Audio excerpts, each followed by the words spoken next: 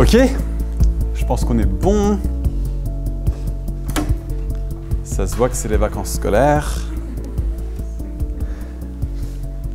En tout cas, c'est chouette d'être avec vous qui êtes là. Et puis, je vous propose qu'on commence en priant. Et puis, on va prendre un texte dans Éphésiens, chapitre 3, des versets 1 à 11. Seigneur, je te remercie parce qu'au milieu des circonstances de nos vies, tu parles. Merci parce qu'au milieu des circonstances de ce monde, tu parles. Et merci parce qu'au milieu des circonstances des nations, tu parles.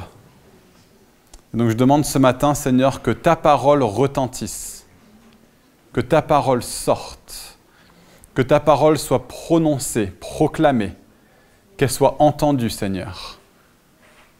Donne-nous d'accepter ce que tu dis dans ta parole. Donne-moi d'être fidèle à ce que tu dis dans ta parole. Donne-nous d'avoir nos cœurs orientés vers toi, Seigneur notre Dieu. Fais cette œuvre en nous par ton Saint-Esprit, pour ta gloire. Amen. Amen. Éphésiens 3, des versets 1 à 11. Je vous invite à commencer en lisant ce texte. Je pense que c'est bien ce matin que sans préambule, on se plonge directement dans la parole de Dieu. Et Paul commence ce chapitre avec ces mots. « C'est pourquoi moi, Paul, le prisonnier de Jésus-Christ, pour vous les païens, si du moins vous avez appris la grâce que Dieu, pour réaliser son plan, m'a accordée à votre intention, comment, par révélation, j'ai eu connaissance du mystère tel que je l'ai esquissé rapidement. Vous pouvez constater en me lisant quelle intelligence j'ai du mystère du Christ. Ce mystère, Dieu ne l'a pas fait connaître aux hommes des générations passées, comme il vient de le révéler maintenant par l'Esprit à ses saints apôtres et prophètes. Les païens sont admis au même héritage, membres du même corps, associés à la même promesse en Jésus-Christ par le moyen de l'Évangile. J'en ai été fait ministre par le don de la grâce que Dieu m'a accordée en déployant sa puissance. Moi qui suis le dernier des derniers de tous les saints, j'ai reçu cette grâce d'annoncer aux païens l'impénétrable richesse du Christ et de mettre en lumière comment Dieu réalise le mystère tenu caché depuis toujours en lui, le Créateur de l'univers. Ainsi, désormais, les autorités et pouvoirs dans les lieux célestes connaissent, grâce à l'Église, la sagesse multiple de Dieu, selon le projet éternel qu'il a exécuté en Jésus-Christ notre Seigneur. Amen. David a prêché sur Éphésiens la semaine dernière, en disant en substance, nous faisons partie d'un peuple. Moi aussi, je vais prêcher sur Éphésiens cette semaine pour dire en substance, nous faisons partie d'un plan. Nous faisons partie d'un plan. C'est détaillé tout au long de ces quelques versets, et ça trouve son point culminant où Paul vient à parler au verset 11 du projet éternel de Dieu. Est-ce qu'on se rend compte de ces mots, de la portée, du poids de ces mots? Le projet éternel de Dieu. Arrêtons-nous quelques secondes sur cette réalité. Dieu, celui qui a créé tout l'univers, celui qui est au contrôle de toutes choses, celui qui parle et la chose arrive, celui qui décide et qui règne en souverain maître, celui qui est éternel, qui a toujours existé, celui qui est infini, qui est partout, celui qui est saint, saint, saint, dans la présence de qui les anges se tiennent. Tous les jours, ils ne peuvent faire rien d'autre que de juste dire « tu es saint et tu es saint et tu es saint ». Tu es mis à part, tu es totalement différent, tu es au-dessus de nous, tu es au-delà de nous, tu nous transcendes, tu es meilleur que nous, tu es plus pur que nous. Il n'y a pas une ombre de variation en toi. Il n'y a pas un tout petit peu de péché ni quoi que ce soit de teinté en toi. Et tu es glorieux et tu es beau, tu es infini. Ce Dieu-là, a un plan. Il a un plan. Il a une intention dans le monde. Il y a des choses qu'il veut faire. Il a un projet qu'il veut mettre à exécution. Dieu va quelque part. Et ce n'est pas seulement qu'il va quelque part, ça fait depuis l'éternité passée que Dieu va quelque part. Dieu a un projet éternel. Nous avons un Dieu d'intention, un Dieu qui planifie, un Dieu qui projette. Et il l'a toujours fait. Et d'une façon ou d'une autre, même si on n'en comprend pas toujours les allées et les venues et les méandres, Dieu nous conduira en cet endroit. Dieu nous conduira à la destination de ce projet éternel. C'est marqué dans le texte. Les autorités, les pouvoirs dans les lieux célestes connaissent grâce à l'Église la sagesse multiple de Dieu selon le projet éternel qu'il a exécuté en Jésus-Christ notre Seigneur. Nous avons un Dieu qui projette des choses, qui veut des choses, qui va quelque part. On raconte l'histoire de 3 hommes qui travaillaient dans une carrière autour du XIIe siècle. Leur boulot, c'était de prendre les pierres et de faire des briques. Et un jour, quelqu'un est venu interviewer l'un de ses ouvriers et lui dit « Mon ami, qu'est-ce que tu fais ?» Il disait « Je fabrique des briques. » Il va voir une deuxième personne. « Mon ami, qu'est-ce que tu fais ?» Il dit « Je remplis ma commande pour ce monsieur qui veut bâtir un mur. » Il va y avoir une troisième personne. C'est la même chose que les 2 autres, en train de préparer sa brique. Il dit « Mon ami, qu'est-ce que tu es en train de faire ?» Et il dit « Moi, je bâtis une cathédrale. » Parce qu'il avait compris qu'il faisait partie d'un projet qui était plus grand. Il a compris qu'il faisait partie d'un plan, de quelqu'un qui a une intention depuis longtemps et qui met les choses en exécution. Il savait qu'il faisait partie de quelque chose de plus grand. Et je pense que en vrai, de vrai, il n'y a peut-être rien qu'on puisse faire dans notre vie qui soit plus important que de nous rendre compte que le Dieu éternel, infini, saint, souverain a un plan et que nous avons l'opportunité de faire partie de ce plan. Que nous avons l'opportunité de participer à ce que Dieu est en train de faire dans le monde. Si vous avez une autre idée de quelque chose de mieux à faire que ça, qu'une meilleure façon de voir sa vie, une meilleure façon de se positionner, n'hésitez pas à lever la main et à le dire. Ah, non, je vois quelqu'un. Non. Donc peut-être qu'on va partir du prémisse ensemble qu'il n'y a rien de plus important en termes de positionnement, si Dieu a vraiment un plan éternel et infini, que de comprendre ce plan et de nous positionner pour faire partie de ce plan.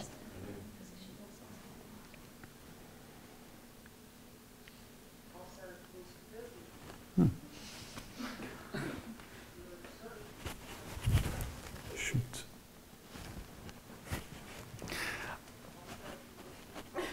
Et toi aussi, chut.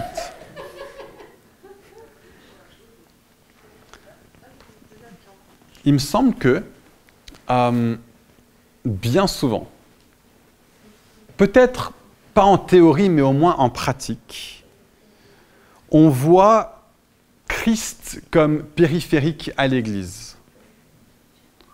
Quand on pense à l'Église, on pense à nos relations, on pense aux activités qu'on fait, on pense à notre service. Oui, bien sûr, on sait que Dieu est dedans, mais c'est comme s'il y a l'Église et puis Dieu est là en train de tourner autour de l'Église. Parfois, on voit aussi que l'Église, on a l'impression que l'Église est périphérique au monde. Le monde fait ses trucs Il y a plein de choses qui se passent, des choses bonnes, des choses moins bonnes, dans notre vie quotidienne. Et puis l'Église est comme périphérique autour de notre vie, autour du monde, autour des grands événements peut-être de ce monde. Mais ce que Paul dit dans ce texte, c'est que ce n'est pas l'Église qui est périphérique au monde, c'est le monde qui est périphérique à l'Église. Ce qu'on voit dans ce texte, c'est pas que Christ est périphérique à l'Église, dans nos activités, et Jésus est là qui va bien bénir nos activités. Non, c'est l'Église qui est périphérique à Christ. Christ est et Christ règne. Et l'Église est là pour servir les projets et les intentions de Christ. Et ta vie est périphérique à Christ. Et parfois, on nous a conduits à accepter l'Évangile en disant « Laisse Jésus entrer dans ton cœur ». C'est parfois ce qu'on a entendu quand on nous a appelés à répondre à l'Évangile. C'est une façon de dire « Ton cœur, c'est le soleil ». Fais de Jésus une des multiples planètes dans ton système solaire. Mais c'est Jésus qui tourne autour de toi en fin de compte. C'est Jésus qui sert tes projets, tes intentions. Et tellement souvent on peut vivre nos vies comme ça. On peut avoir une vie avec multiples tiroirs. Là j'ai ma foi, et puis là j'ai ma famille, puis là j'ai mon travail, puis là j'ai mes investissements, puis là j'ai mes activités, mes loisirs, mes hobbies. Et notre vie avec Dieu fait juste une partie de ces choses-là. C'est une planète au sein du système solaire de notre vie. Ce que ce texte est en train de dire, c'est que Jésus est le soleil et je suis une planète. Je suis périphérique à Christ et que ma vie tout entière, de façon coordonnée, tourne autour de Jésus. Ta vie est périphérique à Christ. Il est et il règne. Où est-ce que je vois ça dans le texte? Où est-ce que je vois cette idée que tout ce que nous sommes est périphérique à Christ plutôt que l'inverse? Que nous sommes appelés à tourner autour de Christ, que Christ soit le soleil qui définit ce que nous sommes. Je le vois dès le verset 1. Paul, le prisonnier de Jésus-Christ. C'est assez marrant comme façon de parler. Parce qu'à ce que je sache, ce n'est pas Jésus qui l'a mis dans des chaînes. À ce que je sache, ce n'est pas Jésus qui a décidé que Paul serait arrêté. À ce que je sache, Jésus n'est pas le gardien de la prison dans laquelle il se trouve quand il écrit cette lettre. C'est Néron qui l'a mis en prison. C'est un geôlier qui le garde enchaîné. Mais Paul dit « Je suis prisonnier de Jésus-Christ ». Dans d'autres circonstances, il va dire « Je suis apôtre de Jésus-Christ ». Peu importe ce qui arriverait dans la vie de Paul, pour lui ce serait de Jésus-Christ. S'il était banquier, il se présenterait comme Paul, banquier de Jésus-Christ. Oui, d'accord, je travaille pour X banque, mais c'est pour Jésus que je vis ma vie. Donc si je suis banquier pour la BNP, ce n'est pas grave. Je suis banquier de Jésus-Christ, au service de Jésus-Christ. Si je suis notaire, si je suis architecte, si je suis comptable, si je travaille dans les ressources humaines, si je travaille dans une mairie, je ne le suis pas pour ces choses-là et pour ces personnes-là avant tout.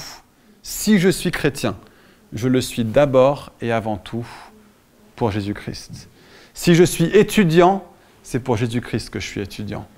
Et donc je suis l'étudiant de Jésus-Christ, l'étudiant qui appartient à Jésus-Christ. Si je suis professeur, alors c'est pour Jésus-Christ que je le suis. C'est pour Christ que j'enseigne ce que j'enseigne. D'abord et avant tout. Oui, c'est pour les élèves, mais en second lieu. D'abord et avant tout, je suis le professeur qui appartient à Jésus-Christ.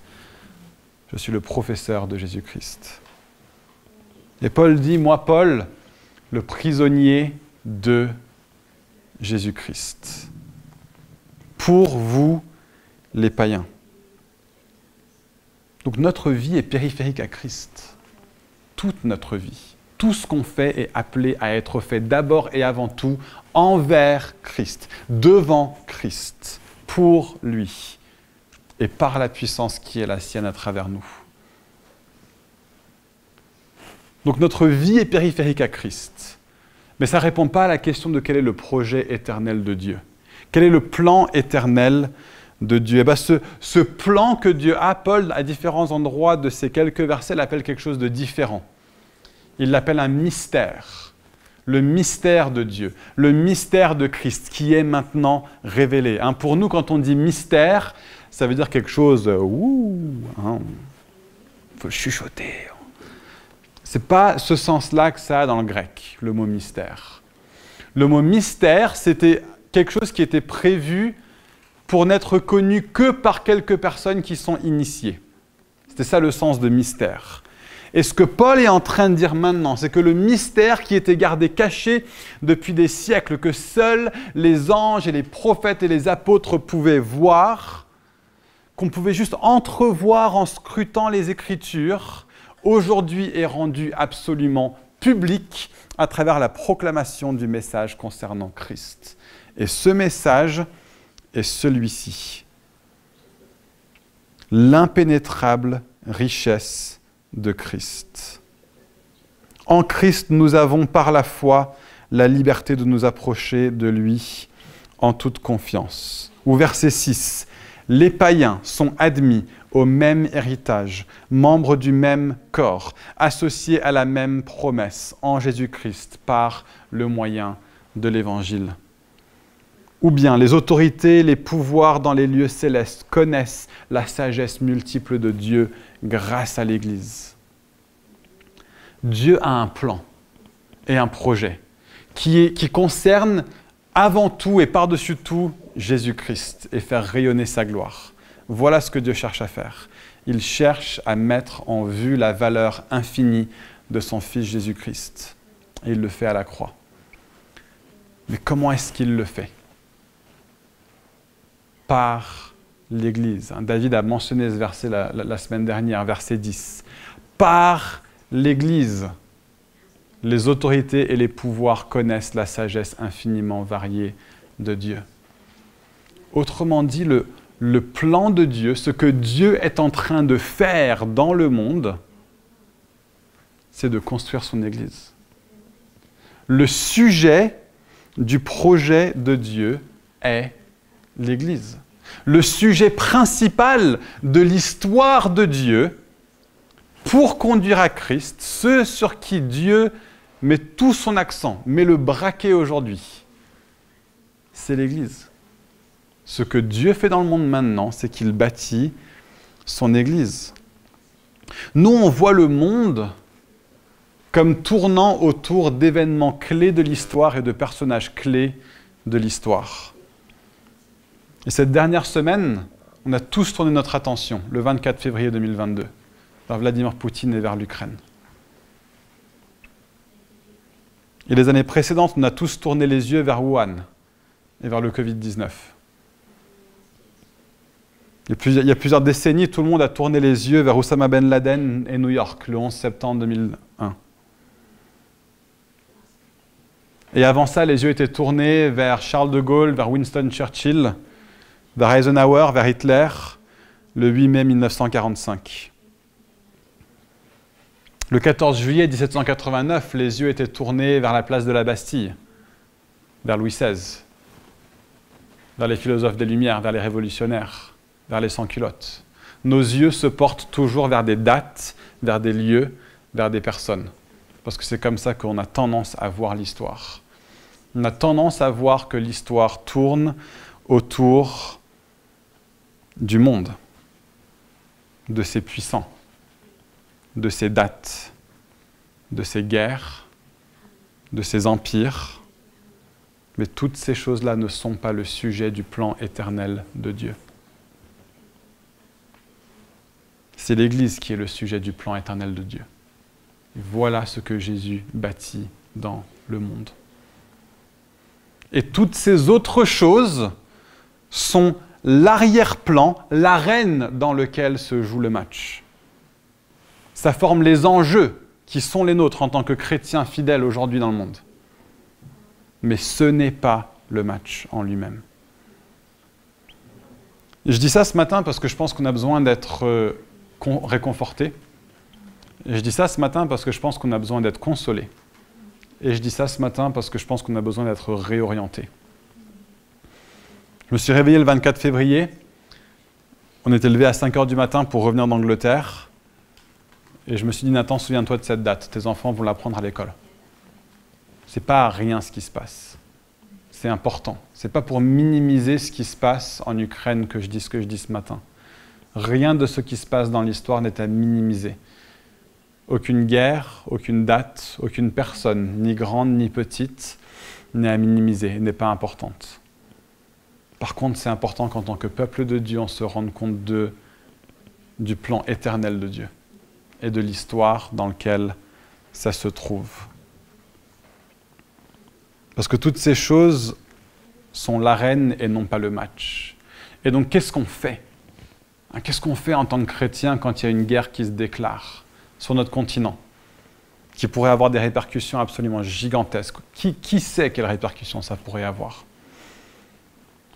Des gens parlent de Troisième Guerre mondiale, des gens parlent de toutes sortes de choses. Comment est-ce que nous, en tant que chrétiens, on se positionne ? Notre positionnement est celui d'hommes et de femmes qui connaissent le plan éternel de Dieu et qui cherchent à se positionner dedans. D'hommes et de femmes qui connaissent les priorités de Dieu et qui cherchent à se positionner dedans. On peut se laisser troubler. Jésus dit, ne soyez pas troublés. Vous allez entendre parler de guerre et de bruit de guerre. Ne laissez pas ça nous troubler. Il y a des gens qui pensent que toutes ces choses qui existent d'ailleurs depuis le 1er siècle et qui, selon Jésus, annoncent le fait que nous sommes dans les temps de la fin. Depuis le jour de la Pentecôte, nous sommes dans les temps de la fin. Et des gens voient ça comme un sujet d'angoisse, que ces guerres et ces bruits de guerre soient là. Mais Jésus dit, ne laissez pas ces choses-là vous troubler. Elles doivent arriver. Elles doivent arriver. Mais ce que Jésus est en train de faire, lui, c'est qu'il bâtit son Église. Admettons un cas extrême. Admettons que d'ici 10 ans, toute l'Europe se retrouve être vassale d'un autre pays. Est-ce que l'Église cessera ? Est-ce que l'Église n'aura plus de pertinence ? C'est pour ça que c'est ça que Jésus bâtit. Jésus bâtit son Église. Et les portes de la mort et du séjour des morts ne prévaudront pas contre elle. Et donc, qu'est-ce qu'on fait ? Comment est-ce qu'on se positionne ?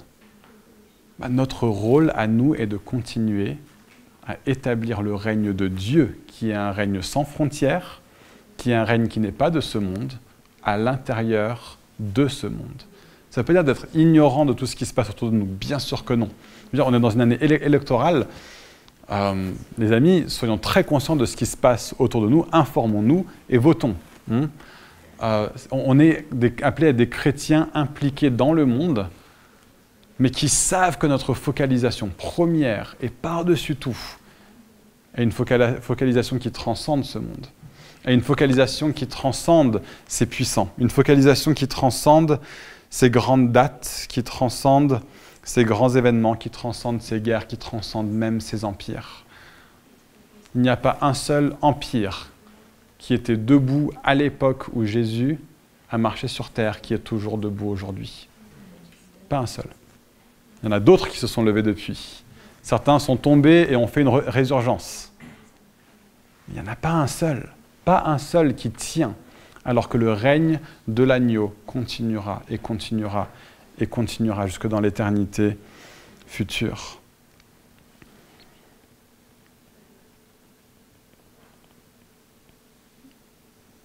Et donc, le monde est périphérique à l'Église, selon la perspective de Dieu, selon la perspective de Éphésiens chapitre 3, et pas l'inverse.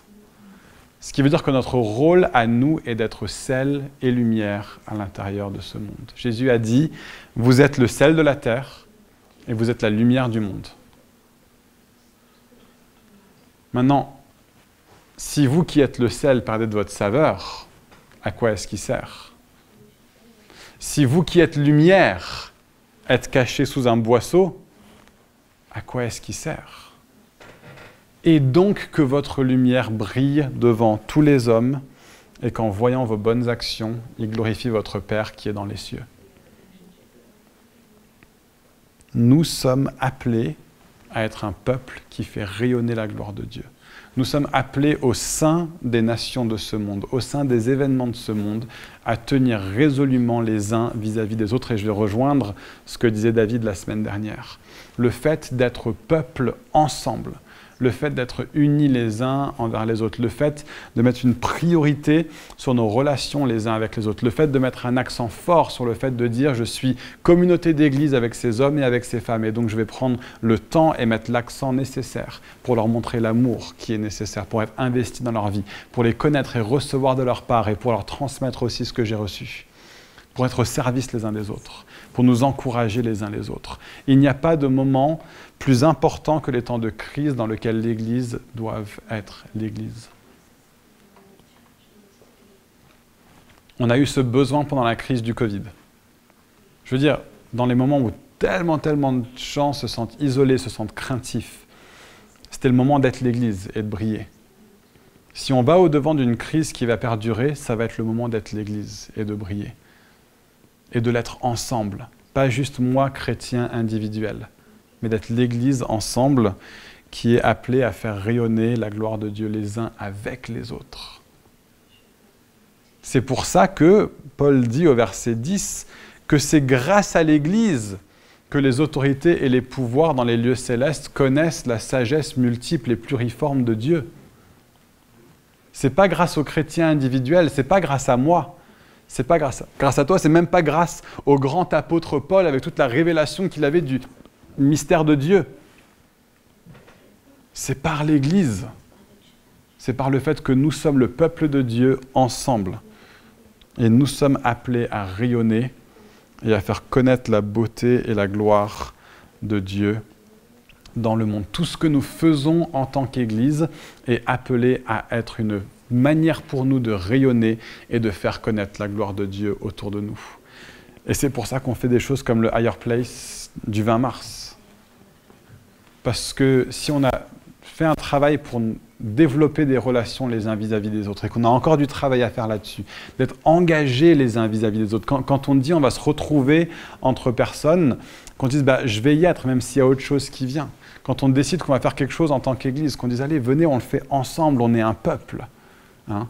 Toutes ces choses-là, ça fait partie du fait d'être sel et lumière autour de nous, d'apprendre à développer déjà entre nous nos relations. Hein, quand on lit les sermons sur la montagne, ça concerne tellement de fois nos relations les uns vis-à-vis des autres, que ton oui soit un oui. Si quelqu'un te demande une chose, donne-lui en plus. Si tu as quelque chose contre ton frère, laisse-la ton offrande, va lui parler. Encore et encore et encore. Jésus, quand il est en train de parler de ce à quoi ça ressemble, d'être la communauté de l'Église au sein des nations du monde, d'être une société mise à part, d'être une ville sur une colline qui ne peut pas être cachée, il parle de la qualité de nos relations les uns avec les autres, de notre engagement les uns vis-à-vis des autres. Voilà ce que Jésus a en vue, une Église belle et qui rayonne au sein des villes et des nations de ce monde. Voilà ce que Dieu a en tête. Et une Église comme ça peut vraiment faire une différence. Et voilà ce qu'on cherche à devenir. Voilà ce qu'on cherche à bâtir. Voilà ce qu'on cherche à être. Et on sent que le moment est venu d'avoir une maturité suffisante au niveau de nos relations les uns envers les autres, de notre compréhension de l'importance du ensemble, de l'importance du corps, où on pourra se dire, ok, on commence à ressembler un petit peu à une sorte de démonstration du royaume de Dieu sur terre. Donc le 20 mars, on va faire un Higher Place, où on va dire, invitons aussi nos amis. Ça va être un test, ça va être un essai, ce ne sera pas forcément confortable, mais parfois quand on pense évangélisation, ce qu'on se dit, c'est qu'il faut absolument que le 20 mars, quelqu'un se lève avec une Bible et qui proclame le salut en Jésus. Pas forcément. Hein? Jésus parle d'être sel de la terre, d'être lumière du monde.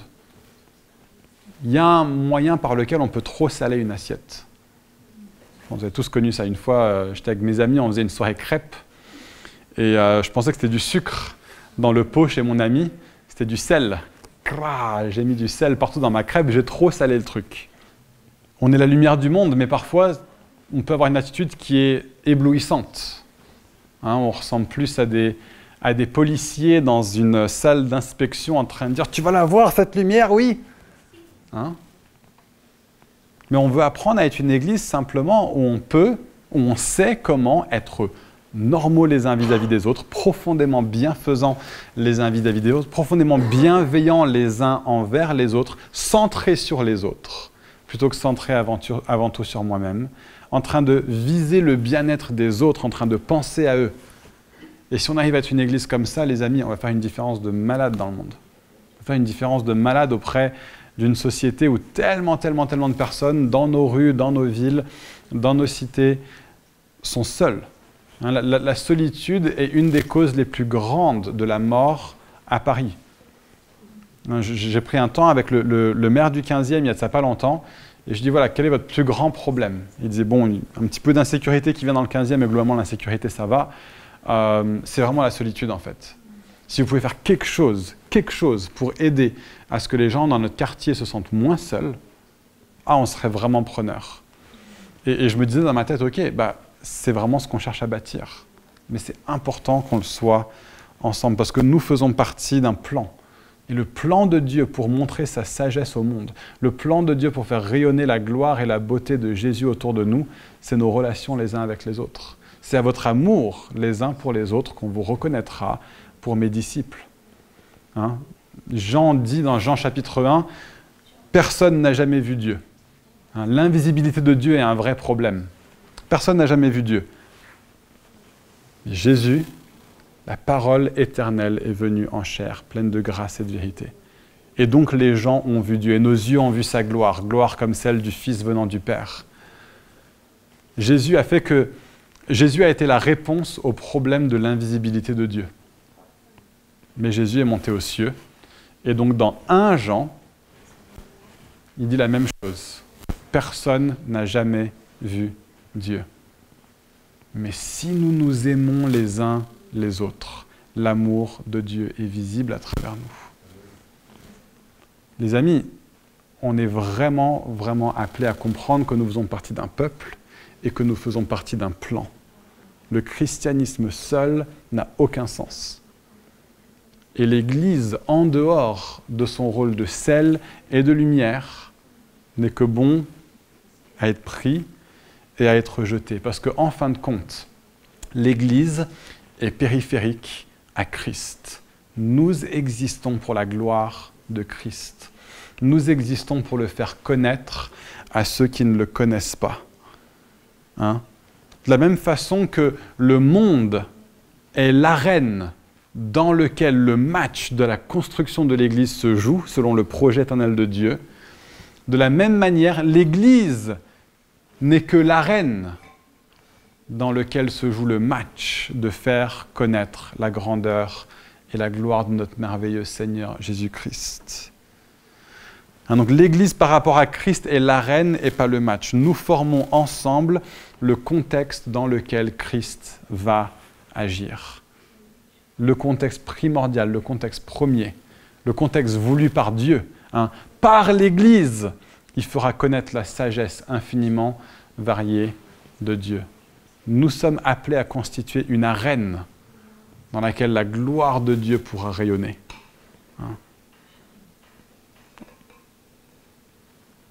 Imaginez Coldplay ou U2 sans le Stade de France.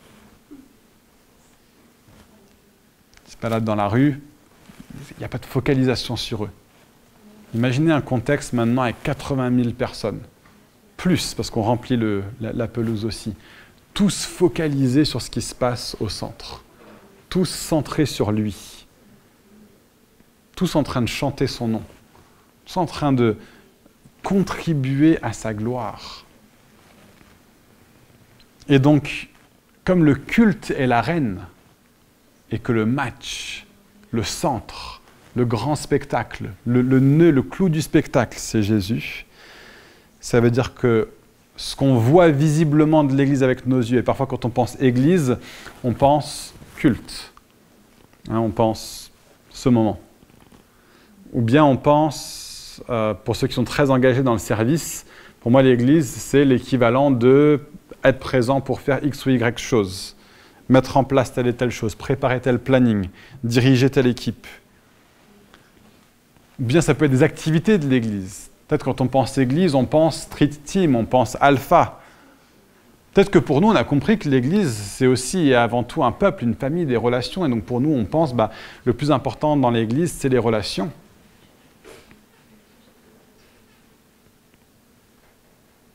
Mais toutes ces choses, tout ce qu'on fait à l'Église, avec l'Église, en Église, Higher Place, la nomination d'anciens le 3 avril, tout ce qui se passe dans la vie de l'Église, l'apéro de bienvenue, toutes ces choses n'ont pour objectif et pour but ultime que de créer un contexte dans lequel Jésus-Christ va venir se glorifier, dans lequel Jésus va venir pour démontrer sa gloire à lui. Nous faisons toutes ces choses pour Jésus.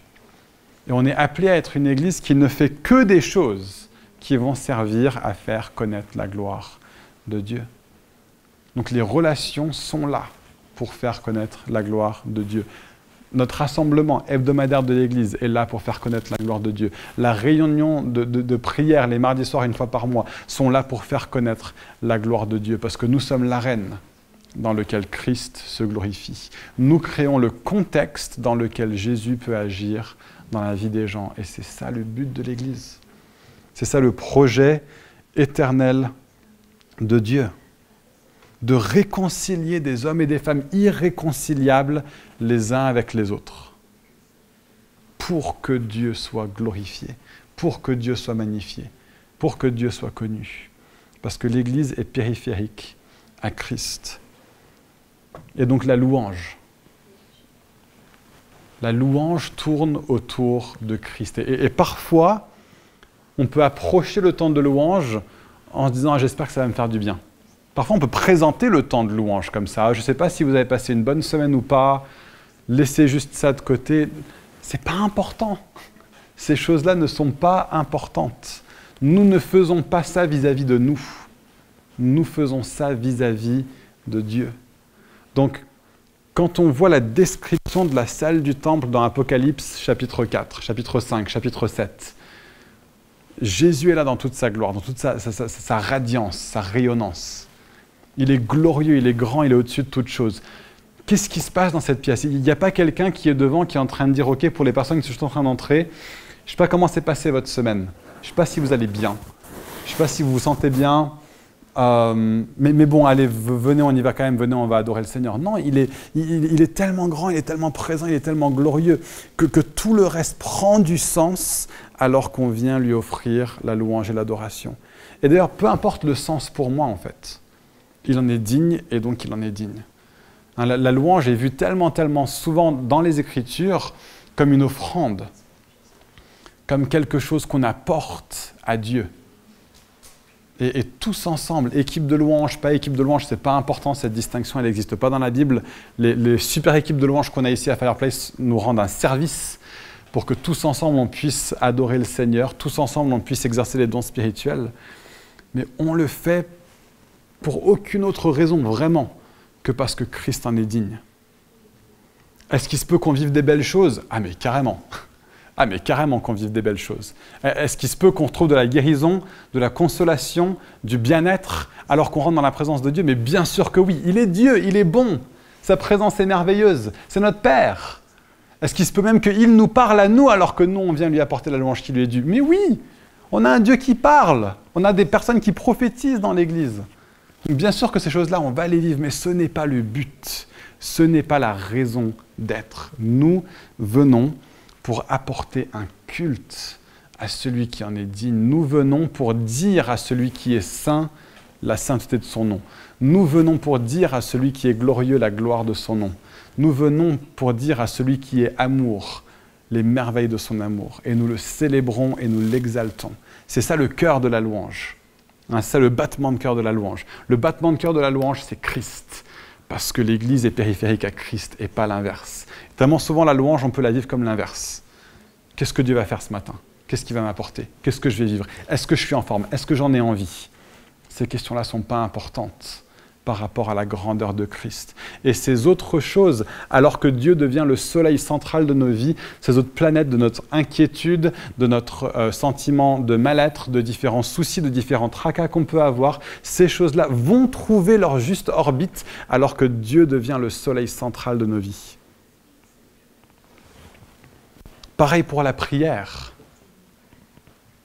La prière n'est pas faite parce que j'en ai envie ou que j'en ai pas envie. La prière est avant tout là parce que Dieu est Dieu. Qu'on est appelé à avoir cette relation avec lui, à lui parler. Que nous sommes entraînés dans une relation d'humilité où on dit « je ne peux pas acquérir par moi-même les choses dont j'ai besoin dans ma vie. Il faut que je les demande à Dieu. » C'est une relation de dépendance vis-à-vis de Jésus.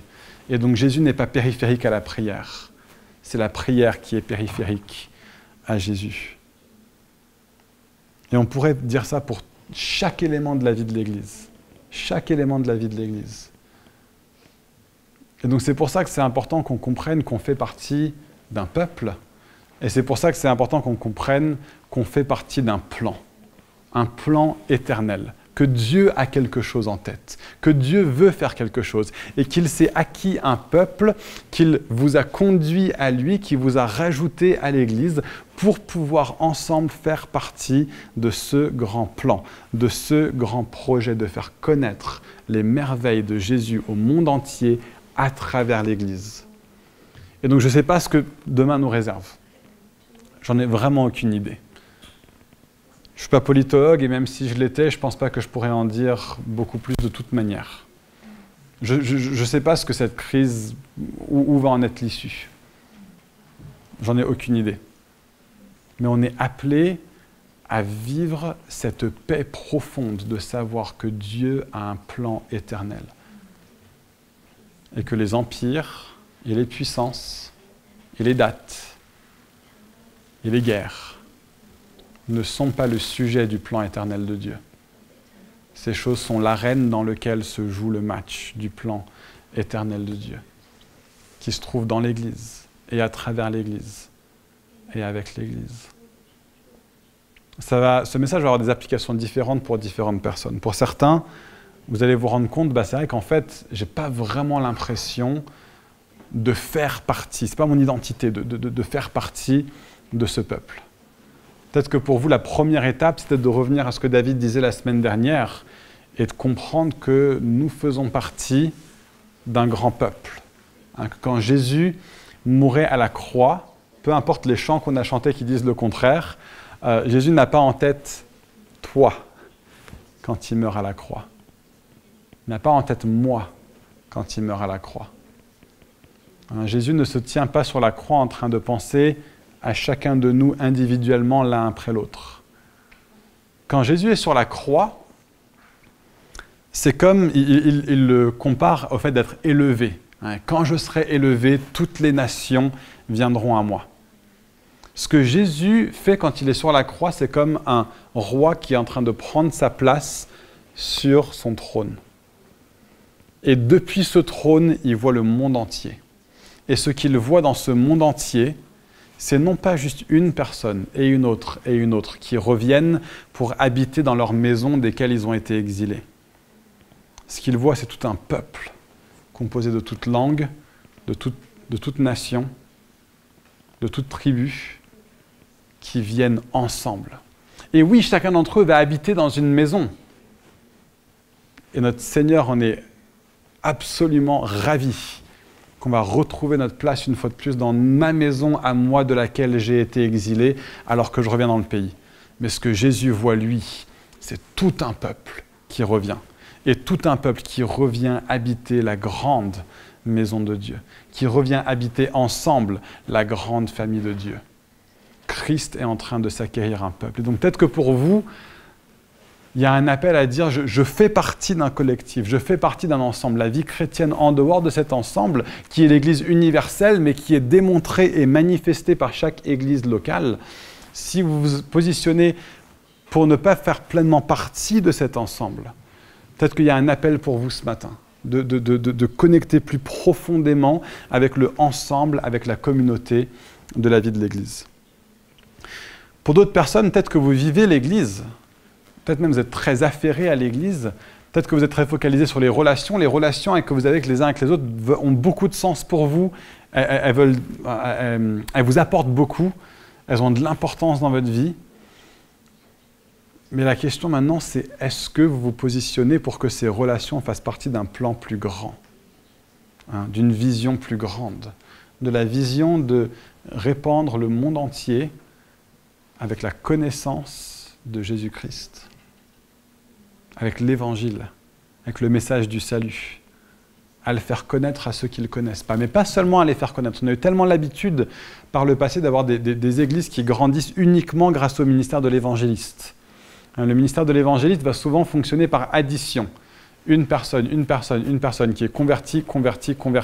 Je pense aux âmes.